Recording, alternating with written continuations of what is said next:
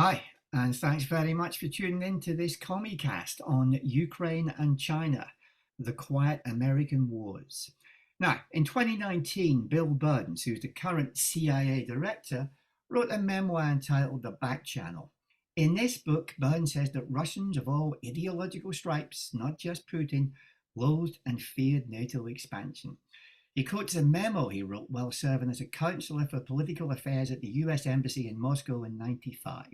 Hostility to early NATO expansion, it declares, is almost universally felt across the domestic political spectrum here.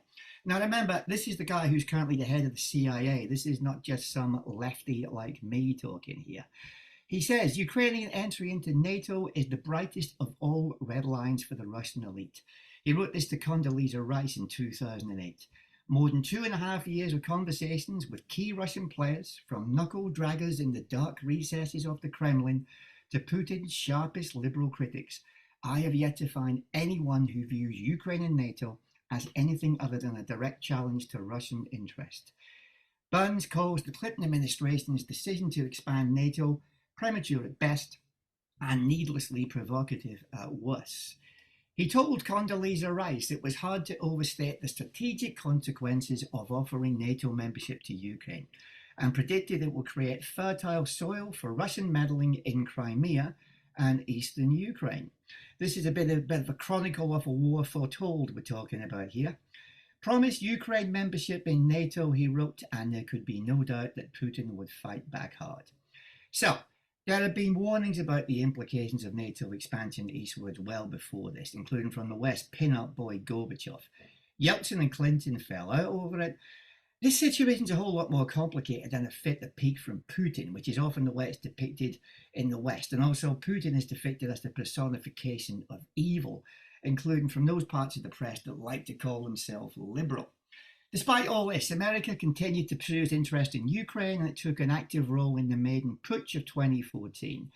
The State Department's Victoria Nuland phone call with the US ambassador was recorded and leaked in February 2014. In this, she discussed who was best to lead Ukraine with the diplomat, and he used the phrase, "fuck the EU," just showing that nobody gets it all wrong, eh? Now, in December 21, Russia put forward a list of security guarantees it wanted from the West in order to defuse the crisis over Ukraine. The demands included a ban on Ukraine entering NATO and a limit to the deployment of troops and weapons to NATO's eastern flank, in effect returning NATO forces to where they were stationed in 1997. They actually said that ignoring its interests would lead to a military response. These warnings were, of course, ignored. Now, all this matters because the origins of the current conflict, who the major players are, their motivations, their war aims, these are all important. One, because our media's coverage is as biased as it is superficial, and two, because they point the way to the exit ramp towards peace, if there is actually one in sight. To discuss the conflict and the road to peace tonight, I'm delighted to be joined by Liz Payne and Kevan Nelson. Liz is the convener of the British Peace Assembly and is on the Education Committee of Liberation. I'll stick up a link to Liberation in the website that accompanies this podcast if you don't know what it is. Kevan is the International Secretary of the Communist Party, and like me, a bitter and wounded Evertonian, so I will treat him gently at this difficult time. Liz, thanks very much for joining us. First question. Thank you. And it's a biggie. To what extent did America provoke this conflict and why? Well, thank you. First of all, I'd like to say a little bit about what we understand by this conflict, because it's like concentric circles of conflict. It's conflict between Russia and Ukraine. It's proxy conflict, certainly, between the powers that we're going to be talking about and the big interests that we're talking about. It's an intercapitalist war. And also, of course, this conflict is of international significance because it could tip into a completely global conflict and indeed nuclear conflagration could affect us all. So I just wanted to say that at the outset. In terms of to what extent did America provoke this conflict? I think we need to remember that after the Soviet Union was brought down, that there was a huge play by world imperialism led by the United States, but of course with Britain, the EU and others backing it, to ensure two things really. But Russia did not rise up to challenge the US and imperialist interests, and that socialism did not become reinvigorated anywhere else in those territories.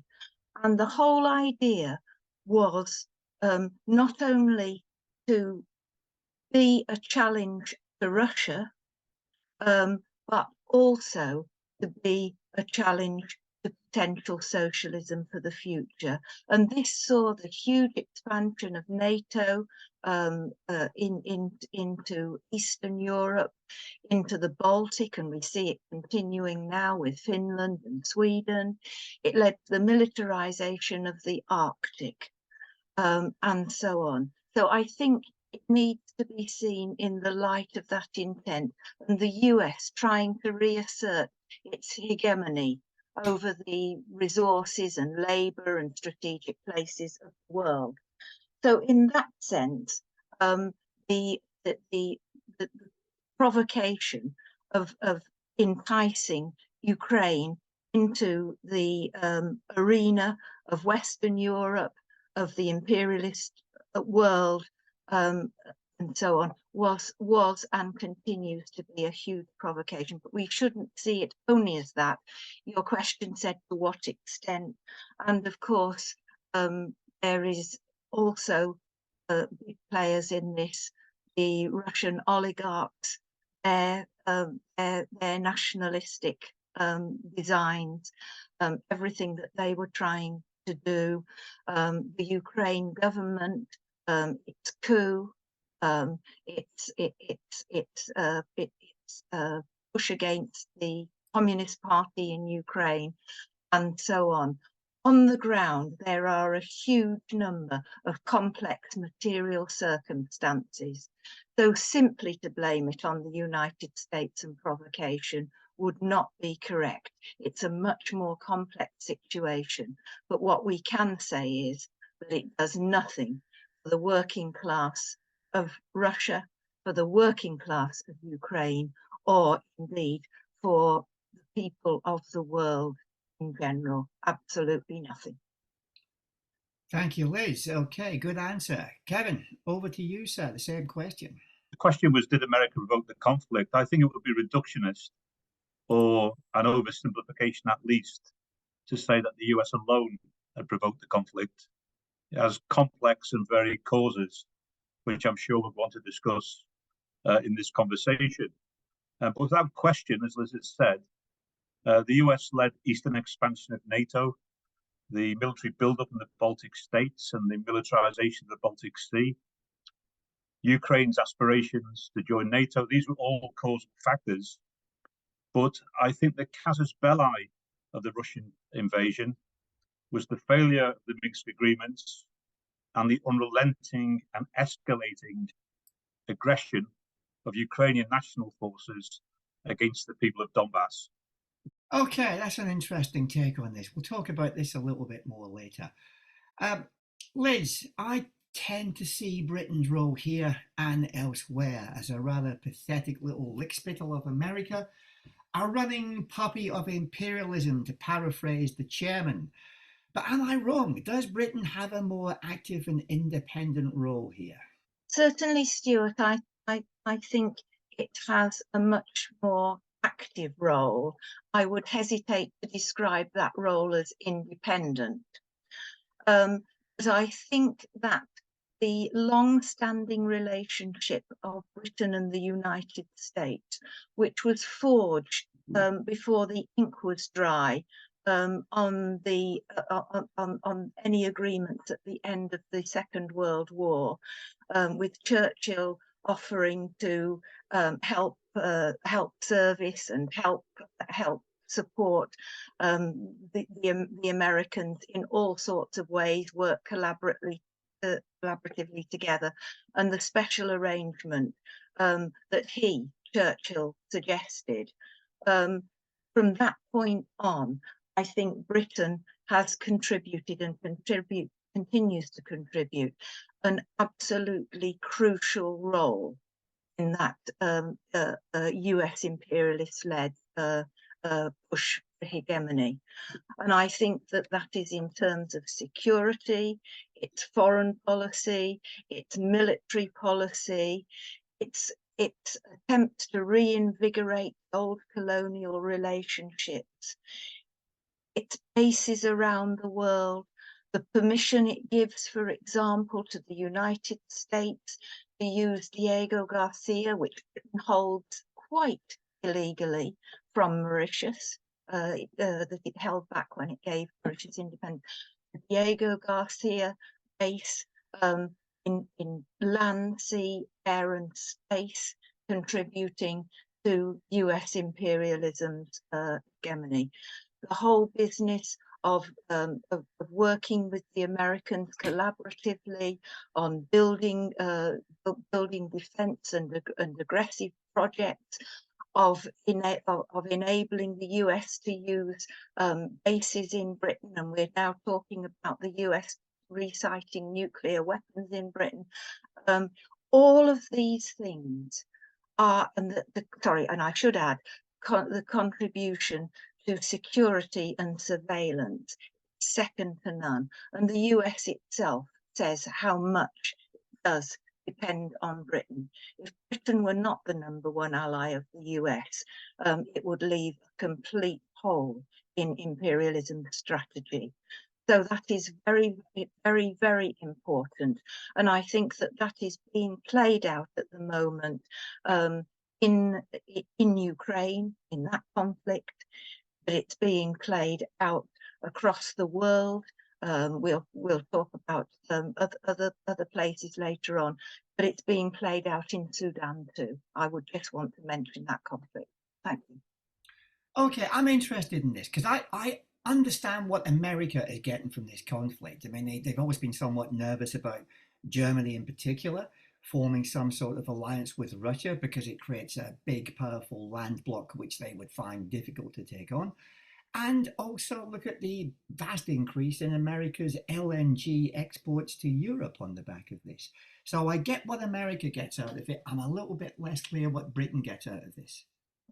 I think Britain gets its status as a leading imperialist power in the world, and I think that for our ruling classes is crucial. But it gets huge economic benefits for its military industrial complex and for its large industries.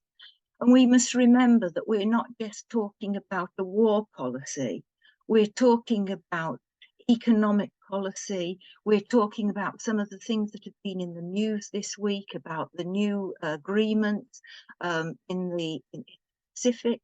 We're talking about being part of all of these alliances, which will bring major economic benefits to Britain. So it's economic, it's political, it's military.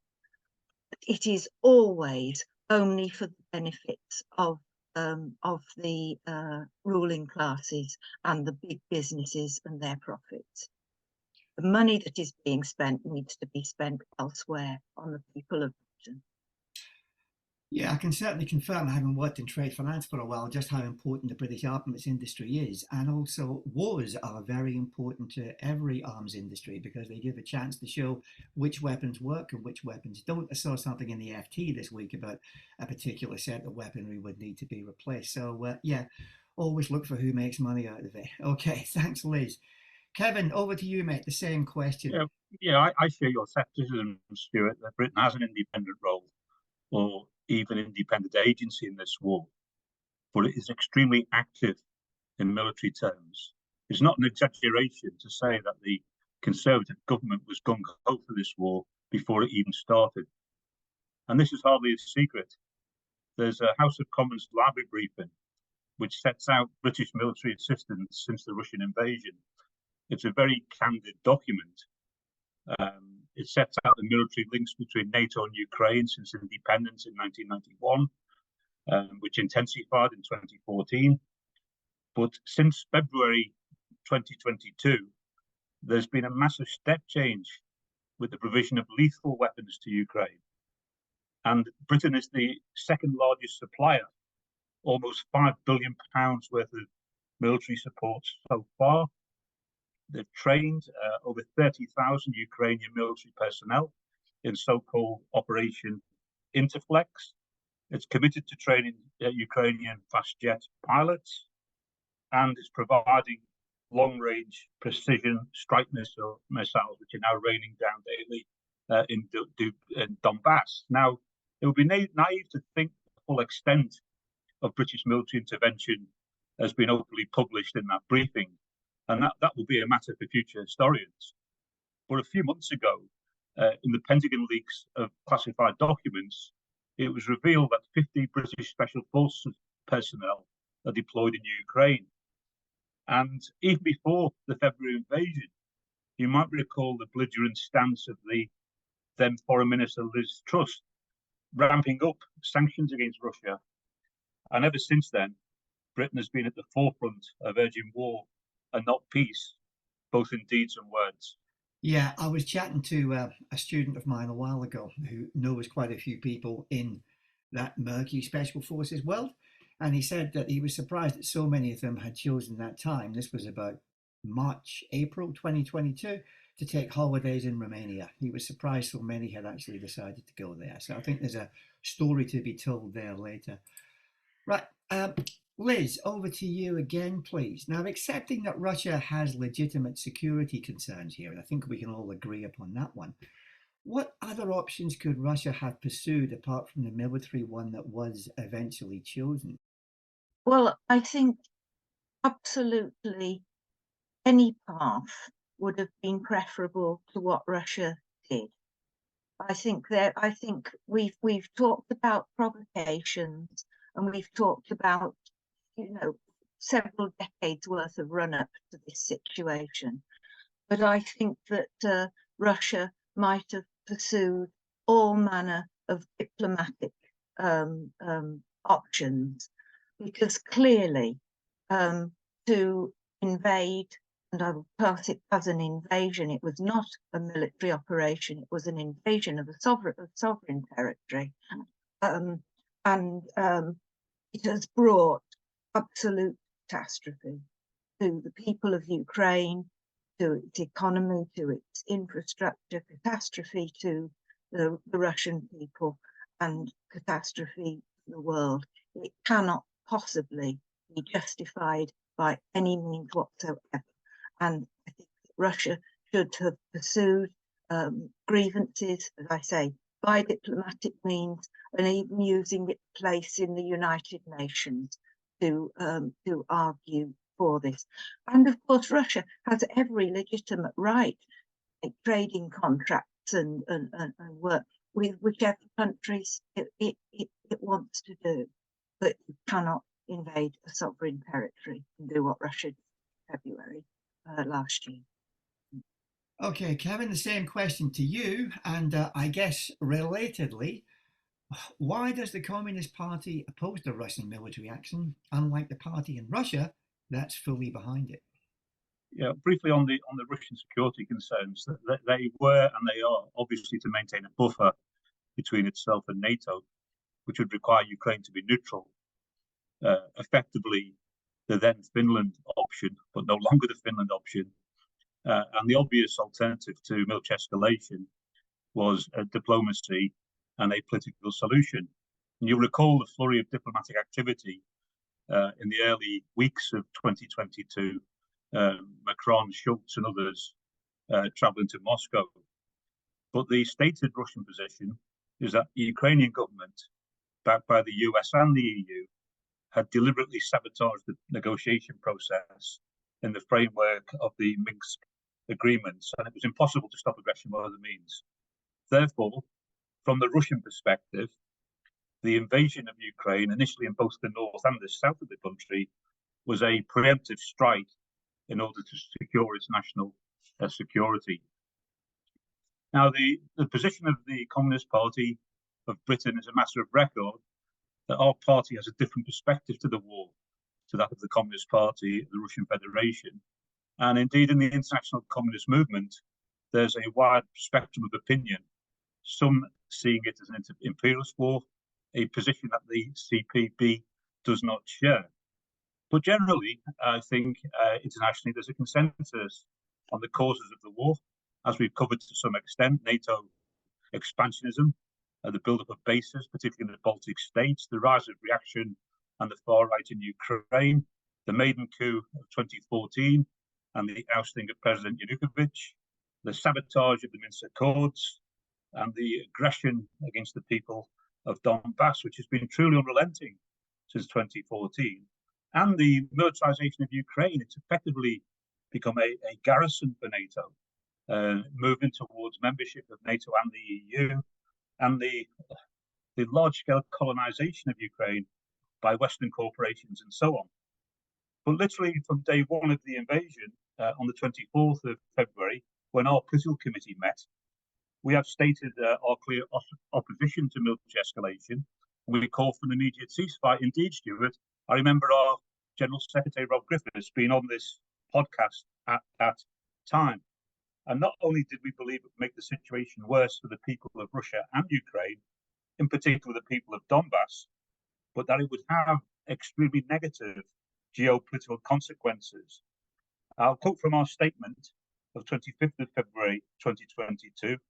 It said that the Russian invasion would strengthen the hand of those elements in Eastern Europe, Britain, US and NATO, who prefer expansion, militarism, provocation and war. And there can be no doubt that the events of the past 16 months and today's realities confirm the correctness of that analysis. The geopolitical consequences have been immense: a strengthening of the US grip on its Western allies and on the European economy, the fast tracking of European Union militarism, the rearmament of former World War II Axis powers and initial signatories of the Anti-Comintern Pact, Germany and Japan, the entry of Finland and Sweden into NATO, which is absolutely disastrous for Russian security concerns, the military-industrial complex in both the West and in Russia, with record order books, and Ukraine, as you hinted already, a testing ground for new warfare technology. It's done untold damage to civilian infrastructure. There's been state terrorism in the case of Nord Stream 2 pipeline, and just the other day, the Kerch Bridge, the ratcheting up of the new Cold War against China, and the threat of escalation into a global conflict, not to mention the human cost, the displacement of over 16 million Ukrainians, over half of which have left the country as refugees of war, and inevitably, in the case of barbaric war, the large-scale loss of life, estimated at over 150,000. And even the initial respite, which Russian intervention brought for the long-suffering people of Donbass, was short-lived, and they now face daily barrage of NATO-supplied long-range artillery. The position of the Communist Party of the Russian Federation is set out in English on the Solomnet website, but essentially, they see the war of the people of Donbass against the Kiev regime as a war of national liberation and a war of independence from what they regard as a fascist regime. And from Russia's point of view, it is a struggle against an external threat to national security and against fascism. Yeah, war is a terrible thing. One of the strange and really quite disturbing things about this I've noticed over the last couple of years is the heroization of Ukraine, which is a very dodgy state in many ways. What I'll do in the website is print up some of the stuff that the Western press said about Ukraine before the war and what they've said about it since the war began. I'm going to ask this question. I kind of know the answer, but I think I want to ask the question anyway to kind of make a point. If Mexico were involved in a border conflict with the United States and Russia started to arm Mexico, took part in an anti-American coup in Mexico and invited Mexico to join a military alliance, which was dedicated towards fighting the United States. What would America do in that situation? Well, the US has intervened in sovereign states many times, far less, of course, with the operation of the Monroe Doctrine. So there's so much hypocrisy about their approach to this war. And I think, the whole concept of Ukrainian self-determination is very questionable when they clearly they're pulling all the strings. Liz, a really important question, this one, and I know it's a real tough one. Number one, what do you think has to happen in order for a peaceful solution to draw closer?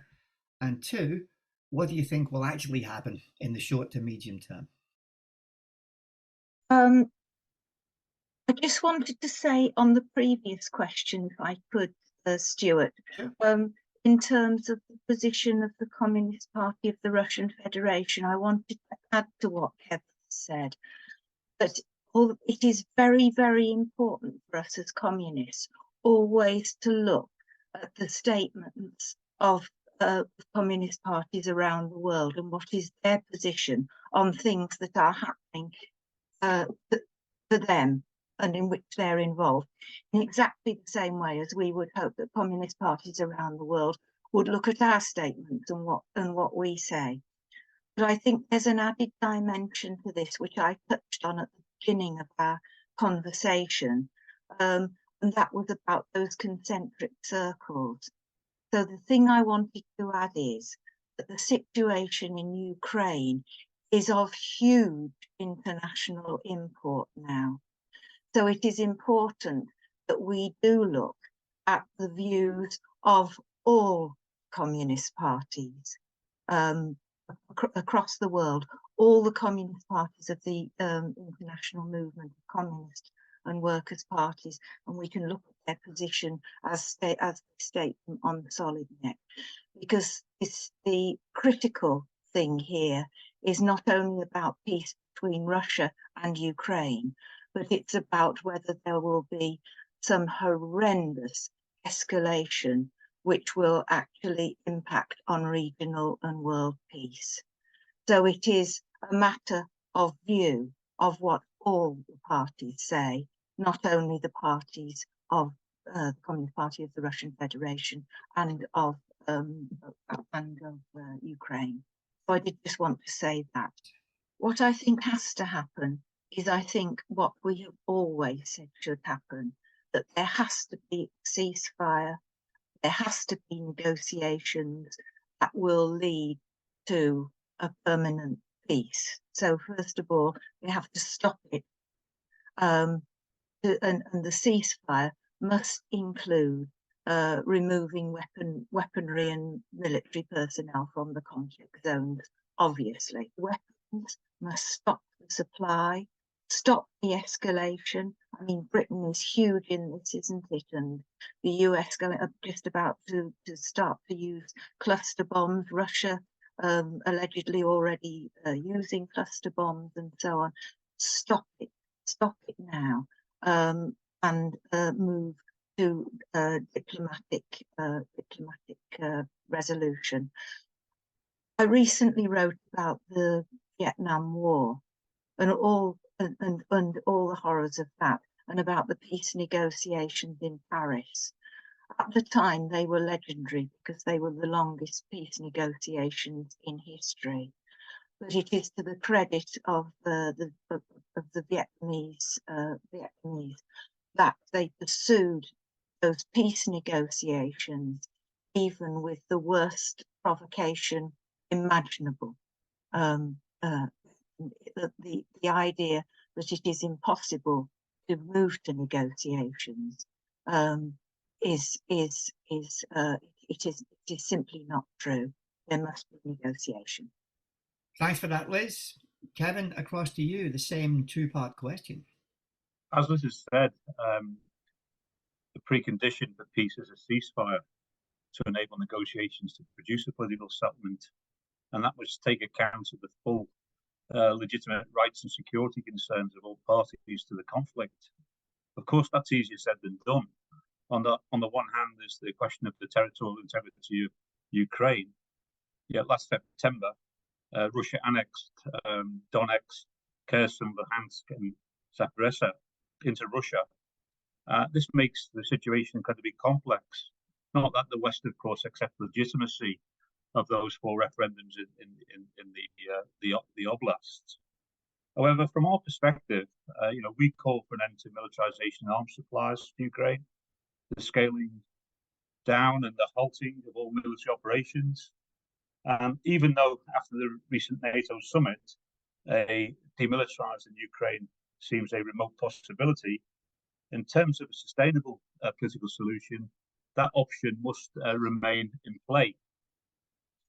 Although the prospects of peace now seem remote, it must be remembered that in March 2022 peace talks held in Istanbul between Russia and Ukraine, they were very close to agreement, but those talks were scuppered by Western warmongers, in particular Boris Johnson, claiming that a bad peace was to be avoided. And since then, NATO and the EU have pursued a zero-sum game of Russia's total military defeat, with Borrell, Stoltenberg, Blinken and co constantly upping the ante. However, there are important international peace initiatives in play, and they could be the key to bringing this war to an end. China has called on Russia and Ukraine to agree a ceasefire and to start peace talks. That is a very important antidote to the war psychosis in the West. And there's been a similar initiative in the African Peace Mission, which has published a 10-point plan calling for the end to the war by diplomatic means.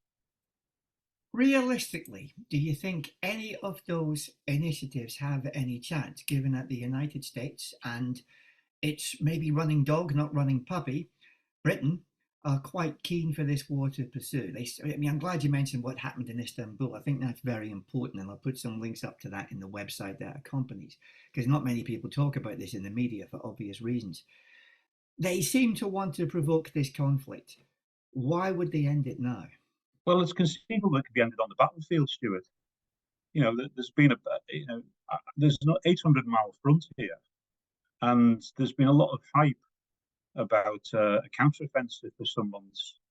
But what is unreported is quite a steady advance by Russian military forces along those lines. And, we've got a winter ahead. There's the whole possibility of escalation, even to a nuclear extent. So I think the logic and dynamics of the war, I hope, will precipitate peace sooner rather than later. You often hear people saying that NATO will fight this war to the last Ukrainian. Time will tell. But I think these peace initiatives are serious. They are engaged with the parties. To what extent there's a role for the UN remains to be seen. But wars don't go on forever. There's inevitability that there will be a political settlement, and we need to build up the forces of peace to press for that settlement. Yeah, true. A certain level of exhaustion does set in, and I guess it's a matter of finding what Nixon used to talk about regarding the Vietnam conflict, where it's basically a peace with honor.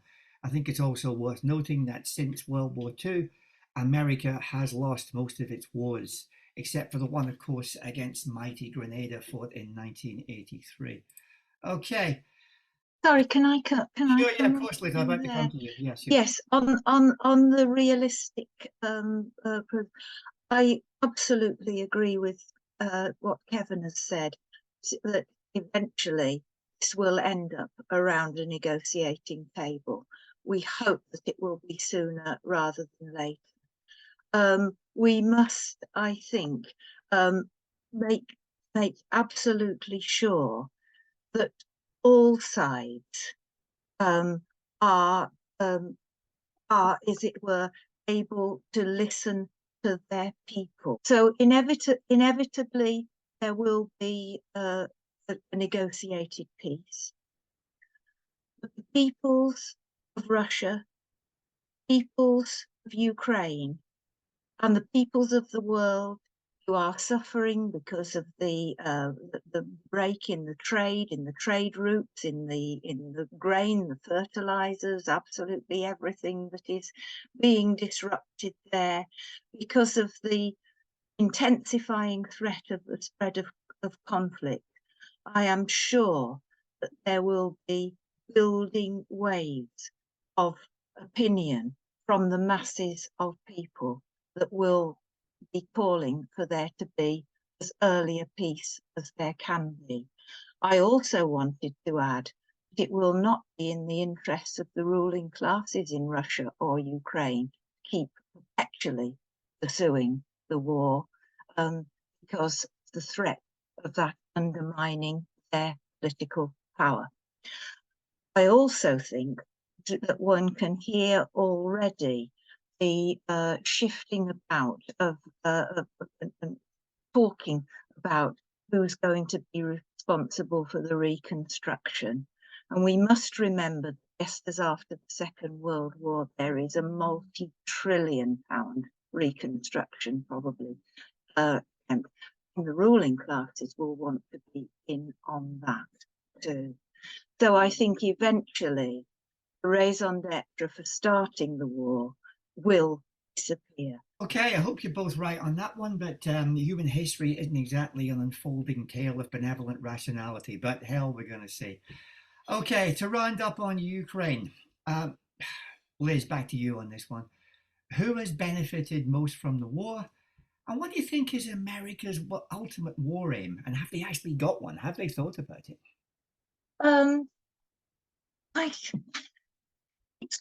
It's quite a difficult one, this, isn't it?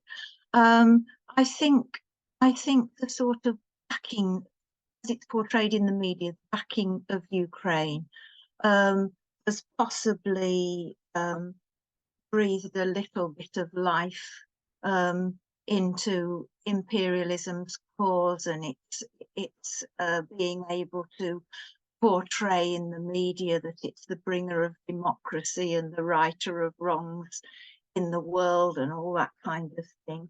I certainly think there's been some ideological currency out of it for US imperialism, certainly in Britain too. Quite wrong, of course, but it has allowed for Britain and America to show themselves as supporters of a wrong that needs righting. And this always helped. We mustn't forget a huge benefit that we've already mentioned of the military-industrial complexes of the world, the suppliers of arms to both sides, because the profits have been absolutely enormous. And I'm sure that it will be the huge multinational construction companies and technology companies as well will benefit from the replenishment and rebuilding of Ukraine. So there is huge benefits for the capitalists of the world. Kevan, same question to you, man. I think in a qui bono sense, undoubtedly, as our party identified from the start, it's the war hawks who've benefited. But as Liz said, of course, it's been a bonanza for the military-industrial complex. Andrew Cockburn coined the phrase, the Ukrainian gold rush, in a Verso blog, and billions of public funds have been poured into military corporations to produce and replenish ammunition, weapons, military hardware, and so on. And we know the military-industrial complex thrives on a war economy. And as Liz said again, this applies in Russia too, where 20% of all manufacturing jobs in Russia is accounted for by the military-industrial complex. And Russia itself is the second largest exporter of arms on the planet. And the military-industrial complex is openly using Ukraine as a testing ground for the new high-tech military technology, just as the Israeli military has long done in the occupied territories, and indeed the British military did in the north of Ireland for many years. The other big winners have been the US energy companies, in response to the shift away from Russian gas and oil imports. And many corporations are waiting like vultures to exploit the commercial opportunities for Ukrainian eventual reconstruction. I think undoubtedly the US will have an end game. At least the current administration have said that their aim is for Russia's total military defeat, but that seems very unlikely. And what's interesting is the Trump scenario in the 2024 presidential election. And this week's Economist magazine assesses the implications of this in some detail. Famously, Trump has declared that he would end the war within 24 hours if he was re-elected, and presumably by stopping arms supplies and effectively freezing the conflict. And I think this explains Macron's agenda for European strategic autonomy. And there's no question, we know that US policymakers and think tanks are advocating a greater focus on Asia, on China in particular, and that will have implications for US military commitment to Europe. As last week's NATO summit, led and overwhelmingly funded by the US, it committed to support Ukraine for as long as it takes, but a Trump presidency could cut across that commitment. Yeah, interesting stuff. I'm glad you actually mentioned China there, because it takes us almost seamlessly into the next part of the podcast where we're going to talk about issues regarding China. Now, a few months ago, I wrote in the Morning Star about how the West, under American leadership, is sleepwalking into a war with China. Maybe sleepwalking is not quite the phrase, because there could be a bit more intent than we think here. I quoted the FT's Edward Luce. What we do know is that national security is once again the lens through which Washington sees the world. The US has endorsed a zero-sum metric in which China's rise is seen as being at America's expense. At the end of January, Adam Tooze wrote in the FT, if you take the Washington rhetoric seriously, it's hard to avoid the conclusion that whatever the stats tell us about the current state of affairs, the US is bent on revising the world economic system. If there is one thing America's divided polity can agree upon, it's the necessity to confront China. We're on the cusp of a new historical epoch, a new Cold War, and this is not the Cold War of the détente era. Now, both Luce and Tooze are very competent and sober centre-right commentators, I would describe them. So again, this is not some bunch of alarming lefties raising some kind of chimera. Back to what I wrote. The US's IRA, the Inflation Reduction Act, somewhat comically misnamed, is a fundamental part of the attempt to decarbonize and rejuvenate the US economy. This major effort needs to be viewed in conjunction with decoupling, i.e. the serious restrictions on any interactions with Chinese entities involving advanced chips that could be used for military reasons. But all such chips are actually dual use. It means the US is now committed to blocking China in all kinds of civilian technologies that make up a modern economy. All of this is primarily an attempt to wrest control of the 21st century's energy supply chains from China, currently the world's clean tech superpower, and undermine China's military and economic capability. I don't think we talk enough about this. Liz, how serious is this? Is Ukraine a dress rehearsal? Albeit one fought with Ukrainian lives, is America shaping up for a major confrontation with China? Very serious is the short answer. I think the China will become the number one economy in the world, and I think the US knows that this is the case. The number one economy in the world, the leader of technology in the world, the leader of all advancement in the world. This is definitely on the books. And it's been very, very clear through the mass media that we've been fed in the public in imperialist countries and their allies have been prepared to think of China in all sorts of negative ways that do not match up to anything that we understand from the Chinese government, do not match any of the evidence that everyone has seen when they visit China, that any of those who have lived in China and live there at the moment report. China is advancing and advancing and advancing. The United States and Western imperialism is not. Part of this, I think, part of this manifests itself as this huge bit to the Pacific, to the Indo-Pacific. We're looking at where I think by the end of this decade, 40% of the world's GDP will be cited, and to become a part of that, but to keep China as much as possible out of that arena, which it has a very big shoreline on, of course, a very big Pacific coast, unlike Britain, who has only the Pitcairn Island with 47 inhabitants, one has to say.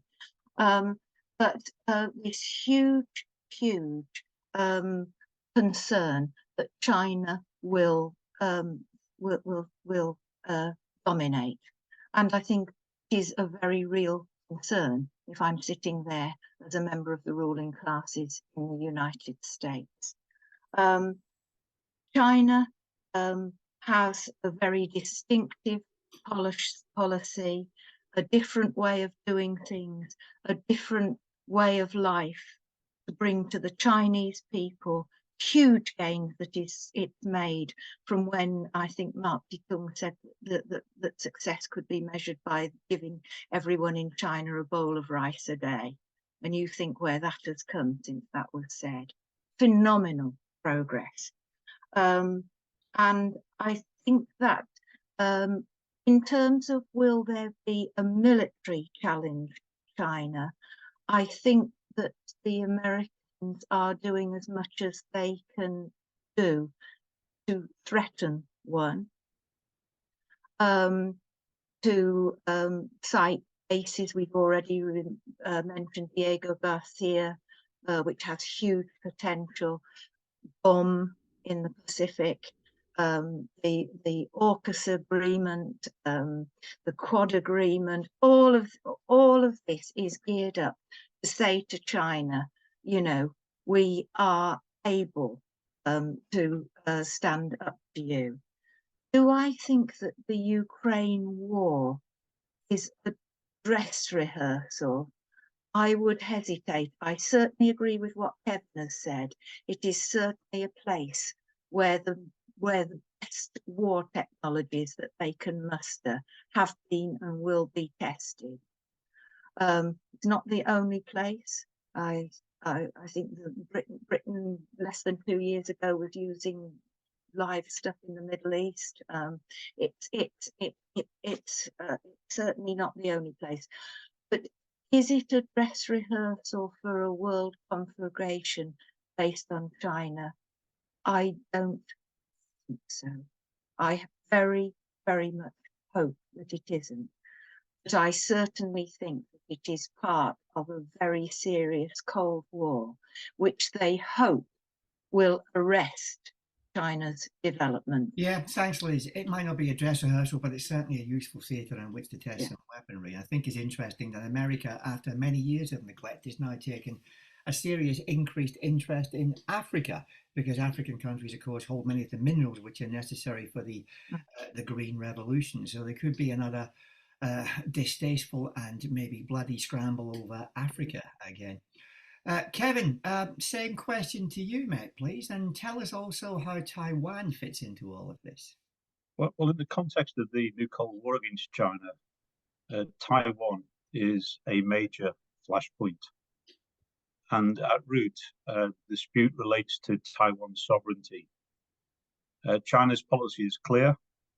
It's known as One China, whereby China and Taiwan are part of the same country, with sovereignty resting in China.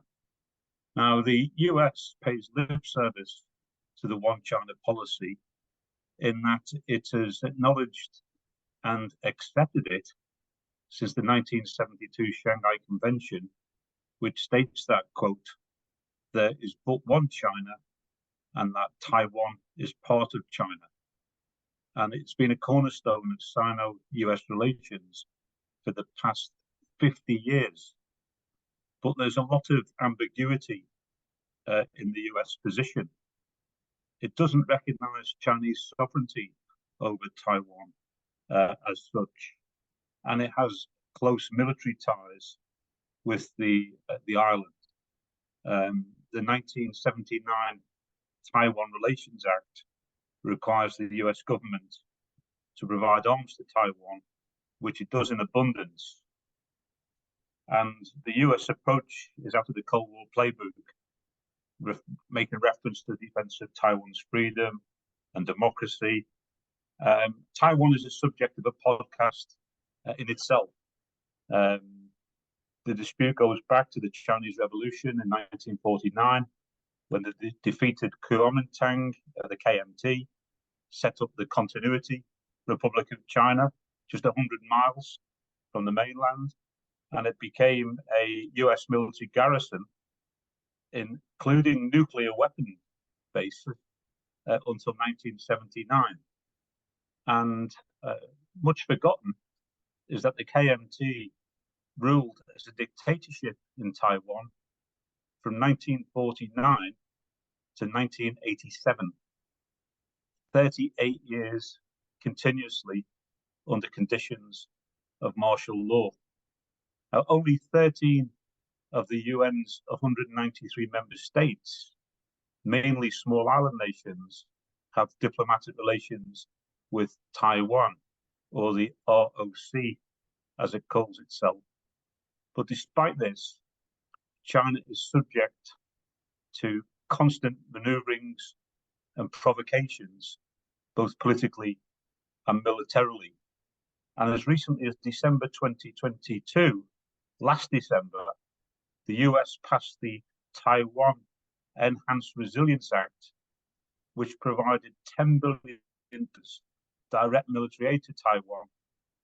And in the same month, US and Chinese military aircraft came within 3 meters of each other over the South China Seas, highlighting the very real risks of military escalation in the region.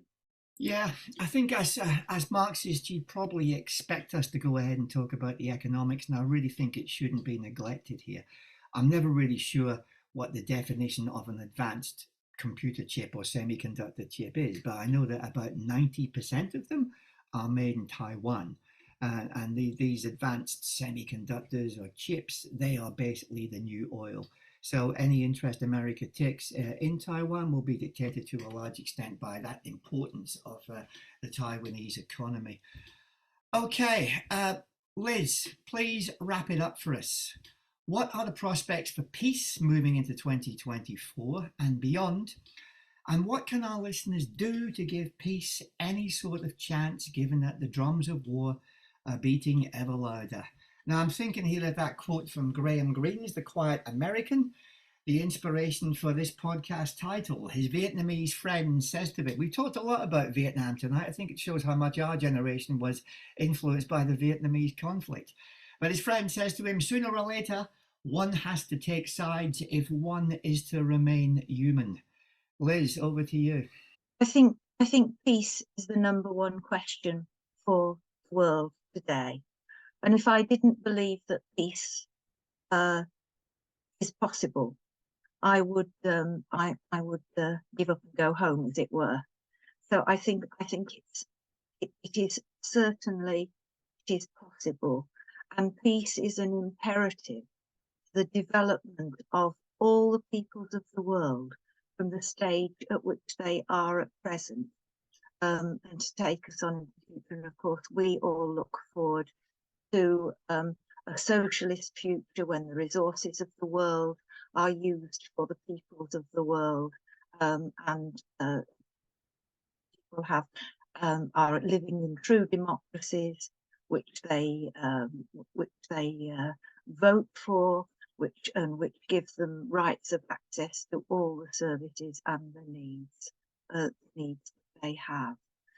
And something I was thinking while we were talking this evening is these huge war technologies, everything that is the most advanced, state of the art, killing machine or surveillance machine or whatever it is that we have, all of those technologies can be used to supply the needs of people.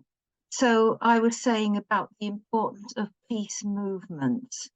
I just want to talk very, very briefly about the World Peace Council, which includes organizations from so many countries across the world, from the countries that are on a socialist path, obviously including China and Cuba and Vietnam, to countries that have multi-million strong peace movements, such as the All India Peace and Solidarity Organization, just to name one, through to those which have smaller organizations but are affiliated to the World Peace Council, such as the British Peace Assembly in Britain and PANA in Republic of Ireland.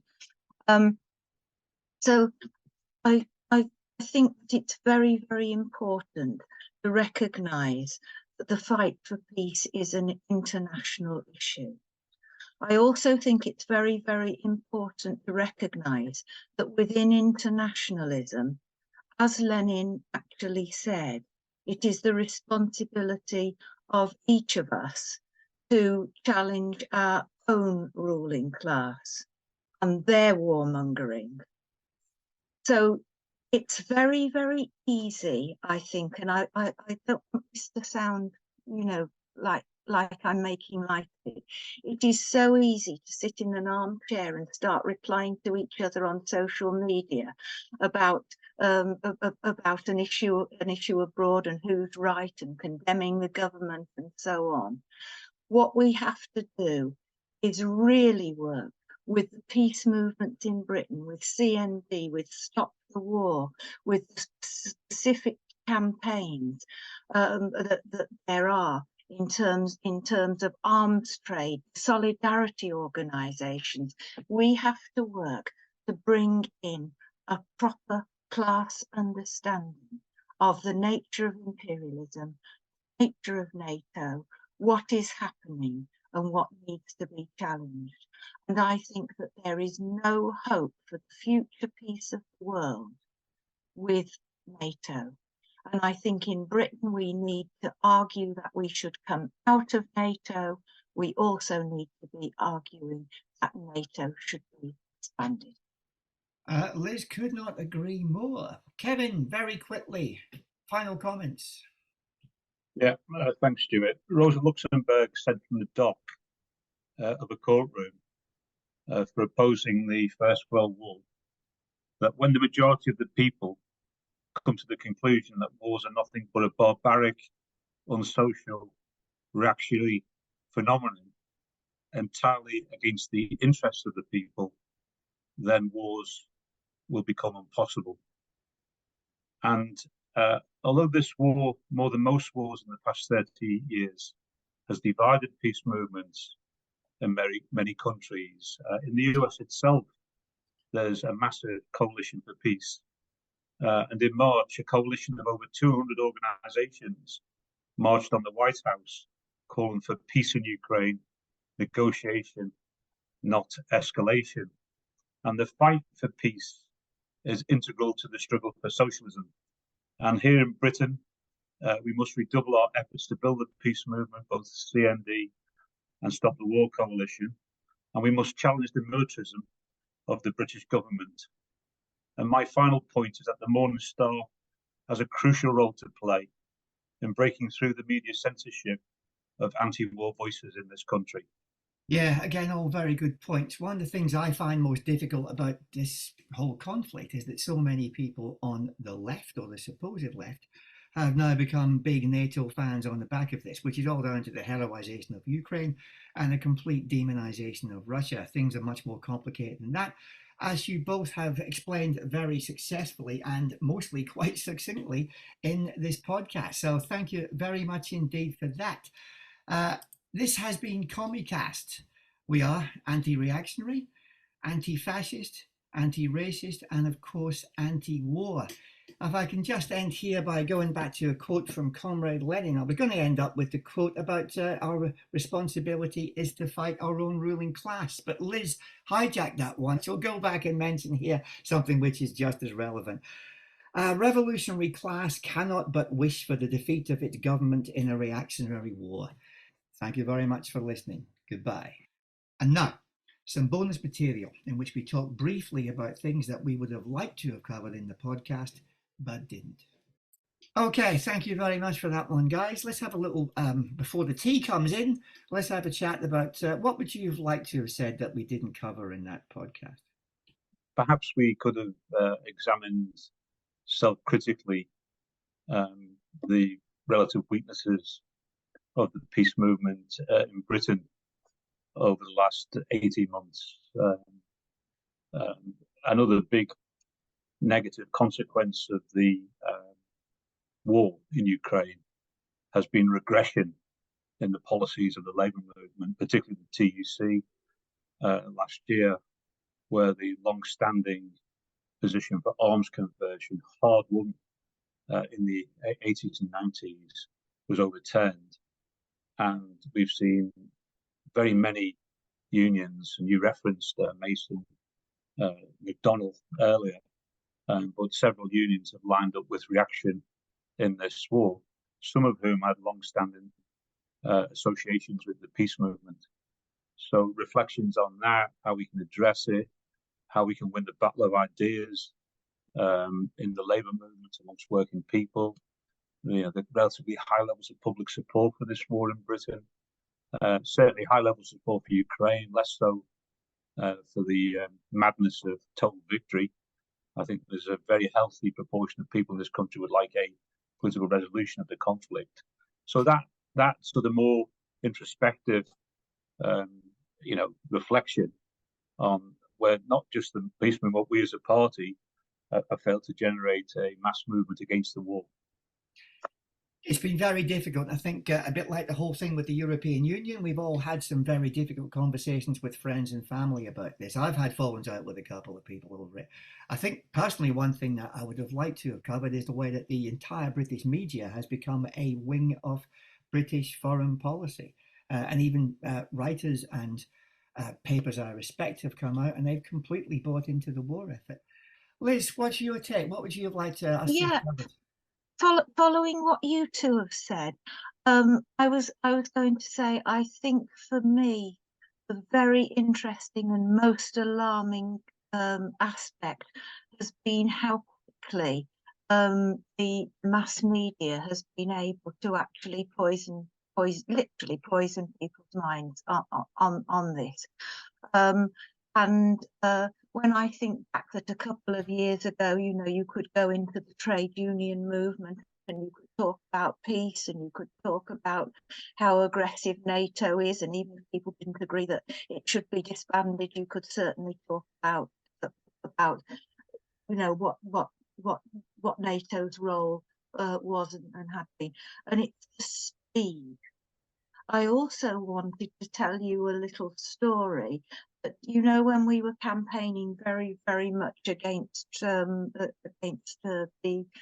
Trident a few years ago and the revival of the project, and CND had a major campaign that we would go to Westminster and we would go and lobby our MPs, whatever their view, and so on. And I went to Westminster and I lobbied mine, which is the Conservative Rebecca Howe, one of the ministers.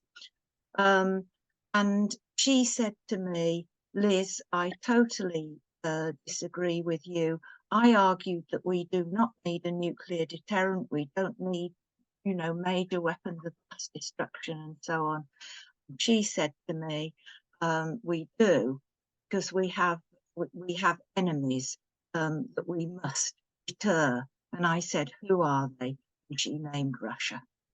And I said to her, not in a million years, no chance. And I think there has been a creation of enemies, and I don't think it's only Russia.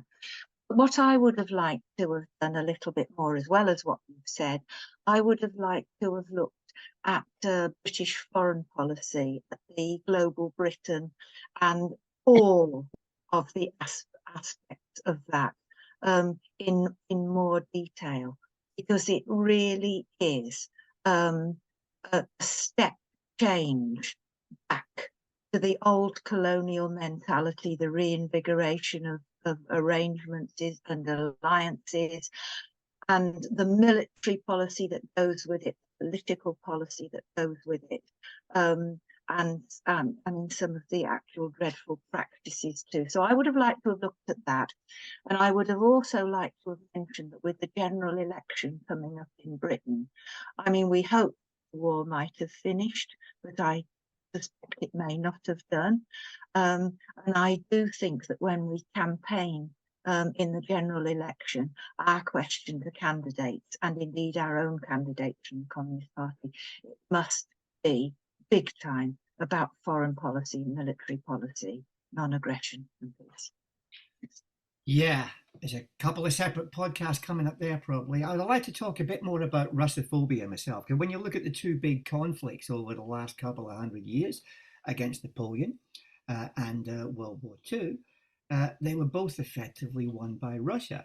And there was a major campaign of vilification of Russia afterwards, for different reasons maybe, but it does certainly suit the ruling classes to have a big evil power in the East, which they can use as some kind of weapon. Anyway, the tea has arrived. Thanks very much indeed for all that. Let's drink the tea. And I hope that everyone enjoys the podcast and this little bit afterwards. Thank you very much again. These comrades.